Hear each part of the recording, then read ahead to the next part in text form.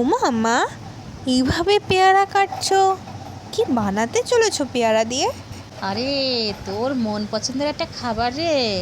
ও তাই? তবে নামটা বলো দেখি। চল তবে বলেই ফেলি। বন্ধুরা, নতুন একটা ভিডিও চলে এসেছে। আজকের ভিডিও হচ্ছে পেয়ারার ফুলঝুরি মাখা। তার জন্য প্রথম পেয়ারাটাকে ভালো করে ধুয়ে নেব, নিয়ে প্রথমে একটু বড় বড় পিস করে কেটে নেব চারিদিক দিয়ে। তো এইভাবে কাটার পরে তারপরে ফুলঝুরির মতন ঝিরিঝিরি করে কাটবো। জানেন তো বন্ধুরা, এইভাবে খেতে ভালো লাগে, ভীষণ একটা সুন্দর স্বাদ। তো আগে একবার মেয়েকে দিয়েছিলাম, ও তো ঝাল ঝাল খেতে পছন্দ করে, তা ও ভুলে গেছে। আবার আজকে বানিয়েছি নতুন করে, তো খেয়ে বলবে কেমন হয়েছে। কিন্তু তার আগে আরও কিছু উপাদান দিতে বাকি আছে, সেগুলো হচ্ছে ভালো করে চারিদিক দিয়ে নুন আর লঙ্কা ভালো করে মিশিয়ে দেব।